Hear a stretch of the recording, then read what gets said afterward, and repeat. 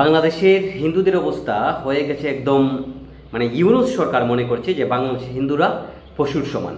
দেখেন, আমি এখানে রূপলাল দাস এবং প্রদীপ দাসকে যে অন্যায়ভাবে রাস্তার মধ্যে পিটিয়ে হত্যা করা হয়েছে, সেই হত্যার প্রথম আলোর যে নিউজ করছে ওই নিউজের ফটো কার্ডটা আমি এখানে দিয়ে দিছি।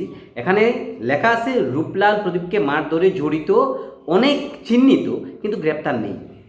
দেখেন, একজন হুজুর বলবো না, মোল্লা বলবো, এই মোল্লার মাথায় দেখেন মুসলমানের টুপি আছে। হ্যাঁ, সে আইসা অন্যায়ভাবে একজন মানুষ দাঁড়াই রয়েছে, তাকে আইসা পিটিয়ে টিম মাইরে ফেলছে। শুধু এই মোল্লা না, আশেপাশে দেখেন কতগুলো শুয়োরের বাচ্চা আছে। হ্যাঁ, রাষ্ট্র তাদের গ্রেপ্তার করছে না। এই যে আমি এখন ভিডিও করছি, আমি কিছু একটা অন্যায় করছি, আমাকে তো দেখা যাচ্ছে রে ভাই, আমার মুখ চোখ কান। হ্যাঁ, পুলিশ তো আমাকে, আমি যদি বাংলাদেশে থাকি, পুলিশ তো আমাকে খুঁজবে যে এই ছেলেটা কোথায় আছে, তাকে গ্রেপ্তার করা প্রয়োজন। কিন্তু রূপলাল দাসের বেলায়, প্রদীপ দাসের বেলায় এটা হচ্ছে না, কারণ তারা হিন্দু।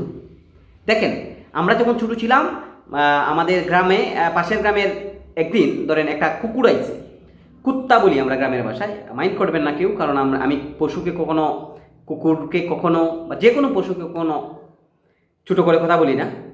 তুই কুত্তা যখন আসলো, গ্রামের পোলাপানে বাইরে একটা কুত্তা মাইরা ফেলছে।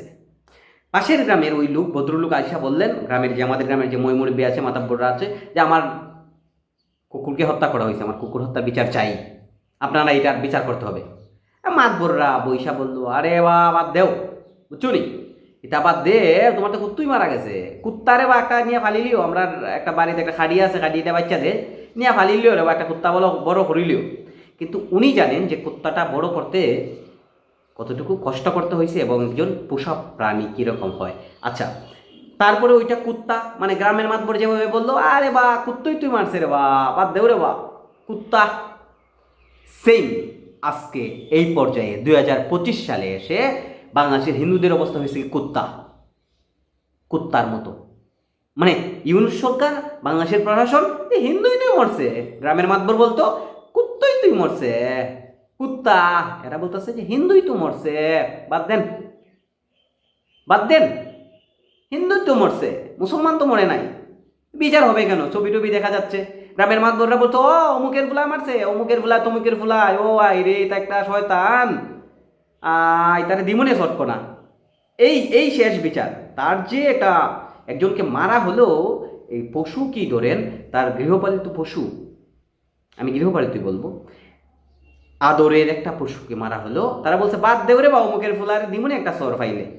সেই ইউনূস সরকার এখন রূপলাল দাস, প্রদীপ দাস যে অন্যায়ভাবে যে হত্যাকাণ্ড করছে, হত্যাকাণ্ড কি বলবো, আমার মুখে কোনো ভাষা আসছে না। একটা মানুষকে রাস্তার মধ্যে মেরে ফেলছে, অন্যায়ভাবে দাঁড়িয়ে রয়েছে, মেরে ফেলছে। ওই যে কুত্তাকে যেভাবে মারে, সেইম ইউনূস প্রশাসন মনে করছে হিন্দুই তো মারা গেছে, হিন্দু হিন্দু মারা গেছে, আর বিচার কি? পুলিশই তাদের কেন খুঁজে বার করে? বাদ দেও, পাইলে দুটো শট করা দিবনে। মানে ইউনূস সরকার বলছে ওই মোল্লাটাকে যদি কখনো পাই তা বলবো না এগুলো পারে না। সেম কি করবেন বাংলাদেশে? বাংলাদেশে আইন প্রশাসন কোথায়? একটা বলতে আমার অনেক ভুল হয়ে যায়, আমি কি বলবো, কারণ আমার মাথায় ভাই সবসময় রাগ কাজ করে, রাগ। আমি আমি এগুলো দেখলে আমার মাথায় রাগ কাজ করে, তো রাগ মাথায় রেখে কি বলবো, কি বলতে পারি, তাই কথা বলতে অনেক সময় ভুল হয়ে যায়। কুত্তাই গ্রামের মাতবররা বলতো কুত্তই তো মরেছে, আর ইউনূস সরকার বলছে হিন্দুই তো মরেছে, হিন্দু তো মরেছে, আর তো কেউ না, বাদ দেও, বাদ দিন।